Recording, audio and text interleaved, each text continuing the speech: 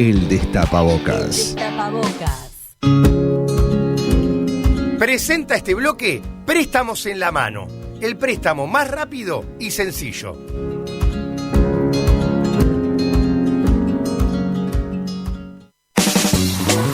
Cultivate con el Sensei. Llega la media hora de historia con el profesor Alejandro Jiménez.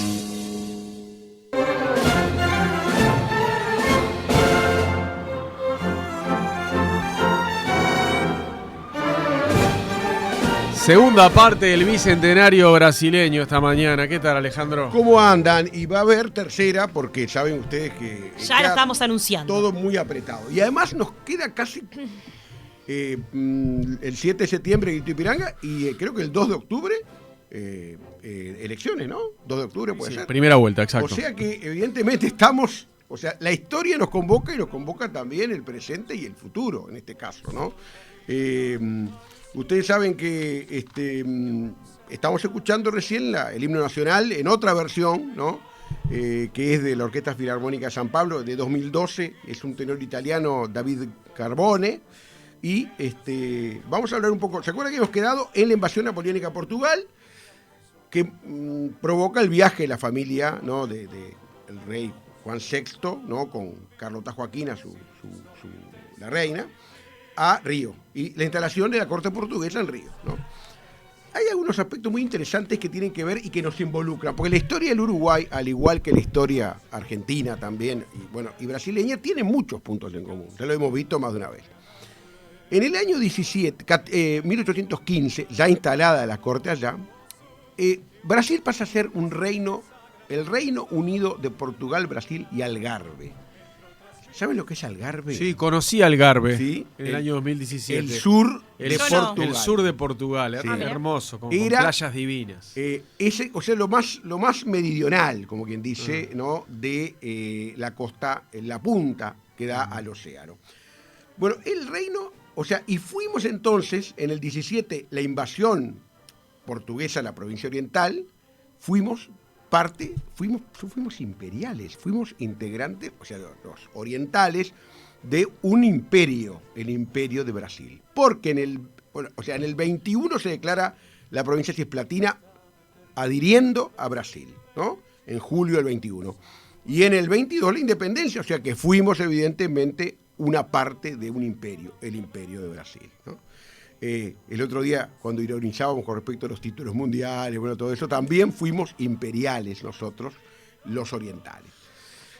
Vamos a ver que precisamente en el 21 se da, hablando al mismo tiempo que lo de la Cisplatina, la declaración de provincia cisplatina, se da la vuelta del rey Juan VI a Lisboa, ¿no? Ya se había terminado la coyuntura que había motivado su traslado y deja a su hijo Pedro Alcántara como un poco a cargo de la situación en Río de Janeiro.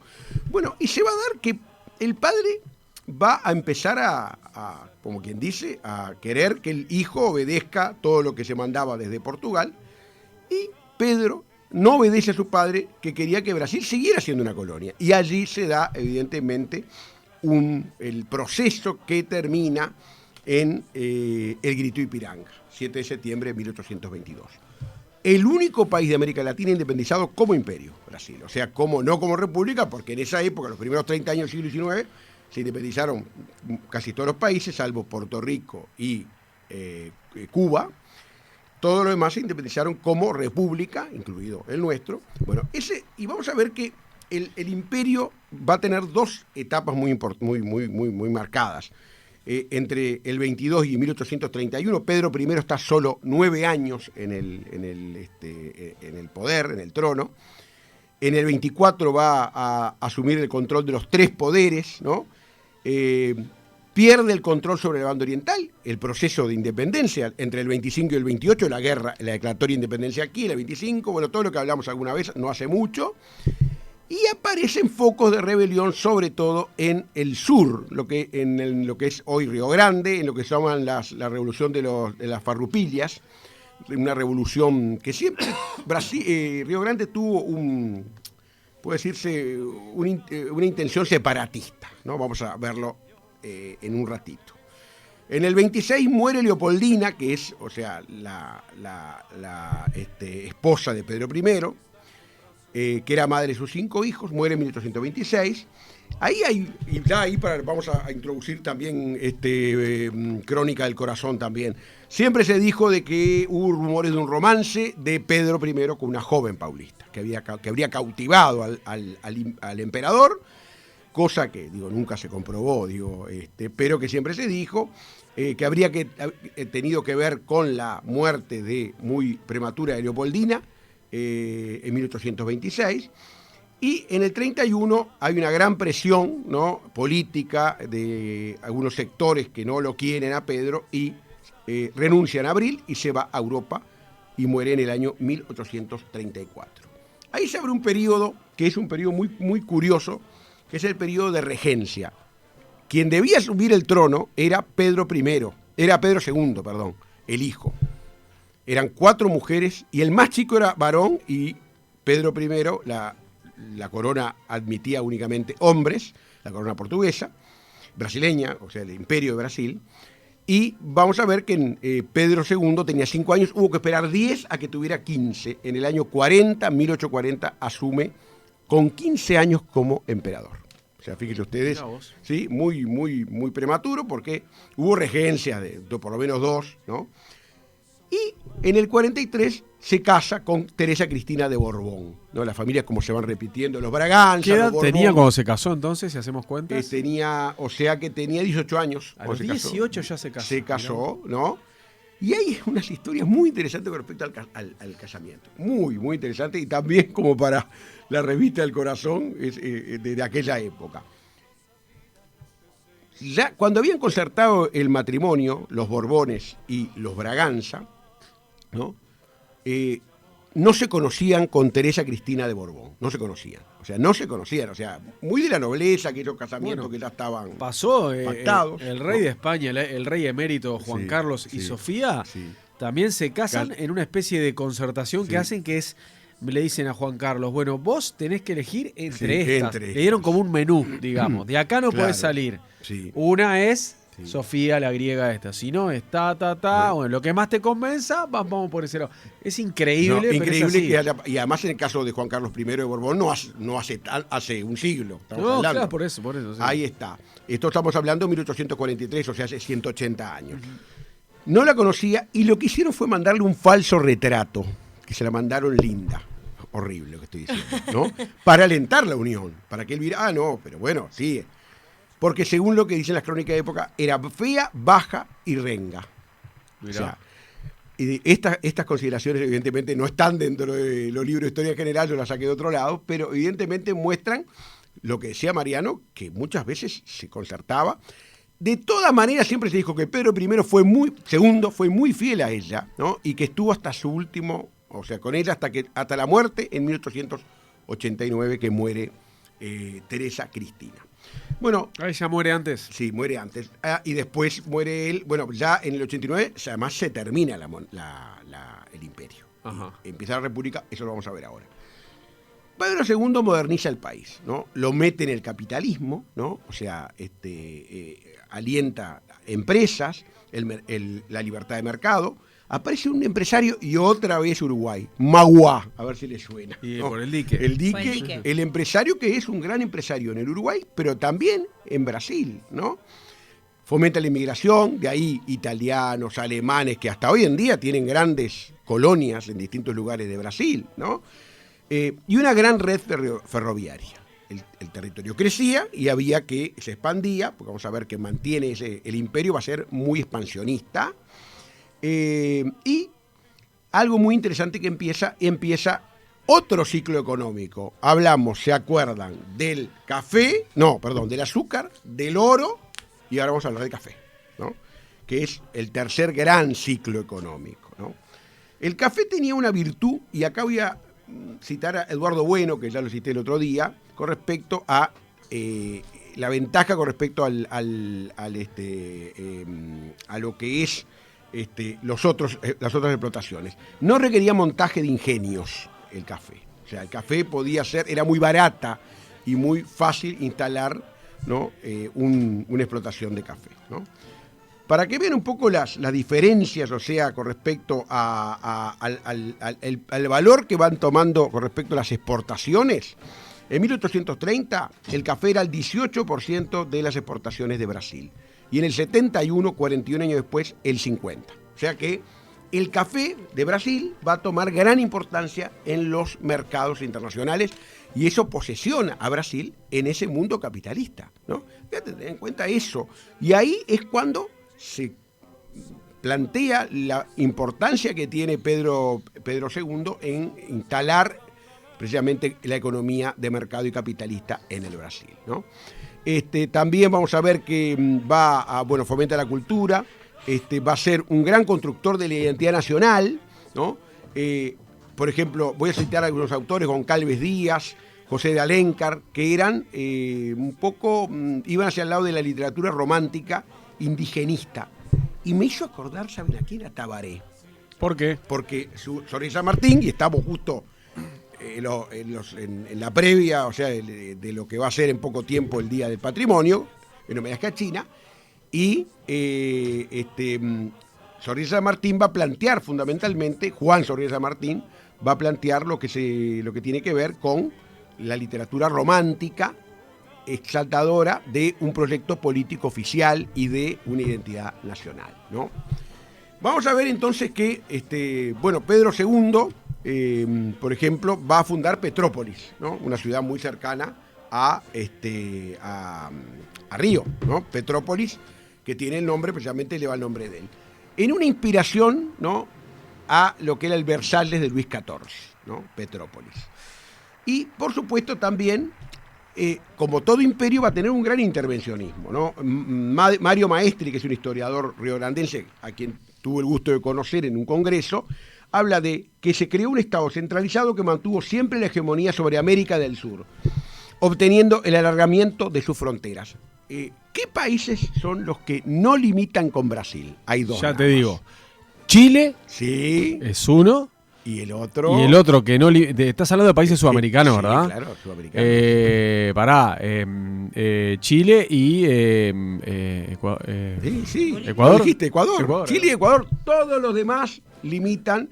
Y eso habla del expansionismo de Brasil. O sea, se expande de tal manera que tiene compromisos de límites con todos, salvo Chile y Ecuador, ¿no? O sea, eso habla del expansionismo. Y nosotros tenemos contacto. La Guerra Grande interviene al final de la Guerra Grande de 1851. Luego nosotros les pagamos con unos tratados muy favorables para Brasil. Perdemos todo el norte del Cuarén después de la Guerra Grande. Ni me hables. Sí, es más, sí. Hay una zona del mapa uruguayo allá arriba. Sí. Que, viste que si vos límite contestado. El límite contestado ese que si vos te metés ahí, en realidad parece que fuera territorio uruguayo, pero como que hacés zoom y se lo quedó Brasil. Ahí está, sí. ¿Viste? Sí. El triangulito ese. Sí. Y entendés también por qué los Saravia, que eran Saraiva en Brasil, pelearon en las guerras de separación sobre fin del siglo XIX, ¿no? Aparicio, Gumersindo, eran... O sea, peleadores, eran combatientes por la separación de Río Grande, ¿no? Y la guerra del Paraguay, por supuesto, que como un hecho lamentable, ¿no? En la cual el Imperio, Uruguay y Argentina... La de la Triple Alianza, ¿no? Exactamente. Sí, esa alianza aberrante que hicimos para darle el tiro de gracia a los paraguayos. Destrozó a Paraguay, mató a gran parte de la población... algunos calculan la mitad de la población. Unos desagradecidos fuimos, con lo bien que trataron al prócer en su vejez allá. Exactamente, pero ahí la presión de Brasil, y la presión de Brasil del Imperio Brasil. Bueno, vamos entonces a ver que hay algunos hechos que van a significar un descontento para la oligarquía cafetera paulista. Por ejemplo, la abolición de la esclavitud. Mayo del 1888. Y eso va a incentivar movimientos republicanos. La oligarquía cafetera empieza a decir que no tiene sentido ya ser un imperio. Y ahí es que van a presionar de tal manera que finalmente, a nivel político, se va a abolir el imperio el 15 de noviembre de 1889. Que es un golpe militar, ¿no? O sea, de un mariscal Deodoro da Fonseca. Uno cuando va a Brasil de vacaciones, por ejemplo, ve que hay Plaza 15 de noviembre, ¿no? Por ejemplo, que es la abolición del del imperio. O sea, que pasan de imperio a gobierno de facto. A gobierno militar republicano, ¿no? O sea, lo que se conoce después, hasta 1930, como la República Vieja, o la República Belia. La gente no los votaba. No los votaba, pero los primeros, después sí empieza a haber una democracia que se va a ir implementando, dominada por dos estados fundamentalmente, Sao Paulo y Minas Gerais. Minas Gerais había mudado su economía, ya no era tan del oro, sino de la leche. De ahí que la República Vieja, entre 1889 y 1930, se conozca como política del café con leche.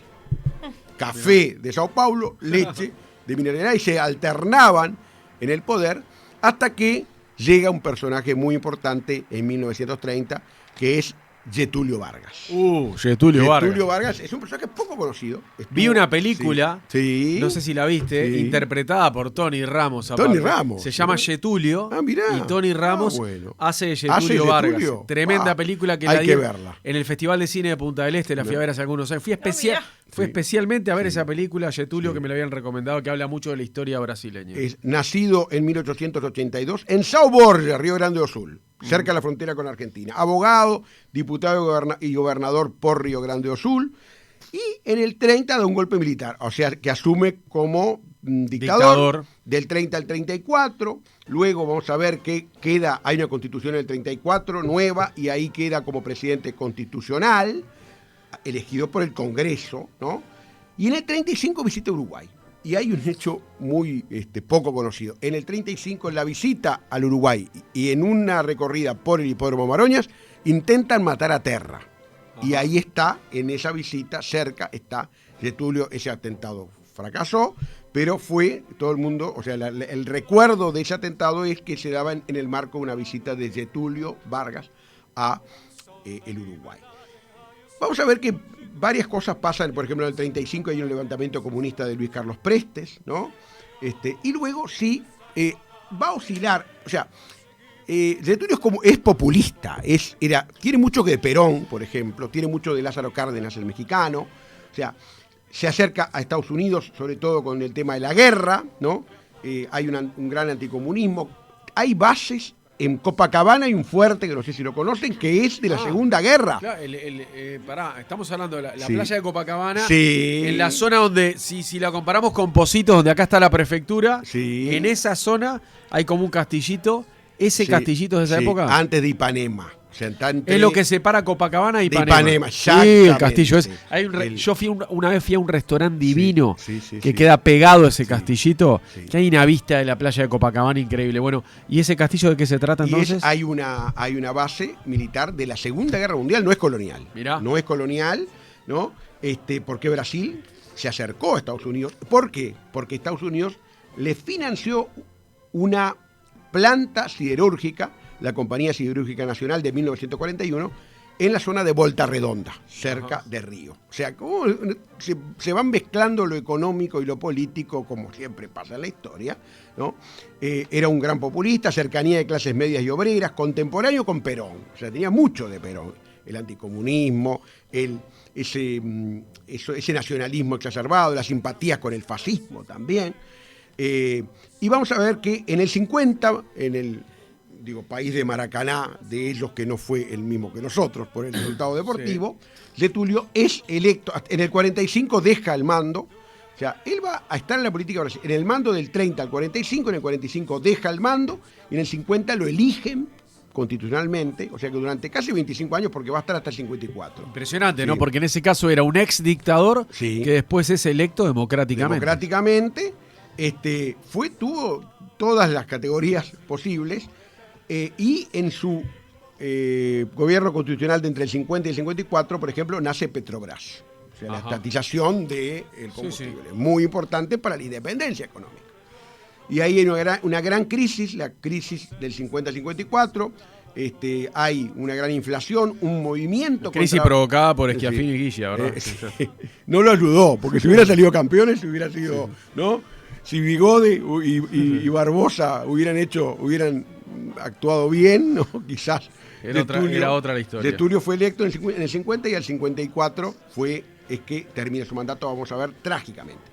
En ese periodo, del 50 al 54, movimiento contra Vargas, militares, hay un periodista muy importante llamado Carlos Lacerda, que fue, parece, uno de los instigadores desde la prensa de un golpe contra Getulio.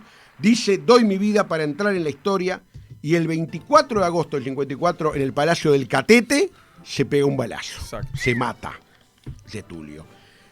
Vamos además a aclarar que el Palacio del Catete es hoy el Museo de la República. Es un museo espectacular.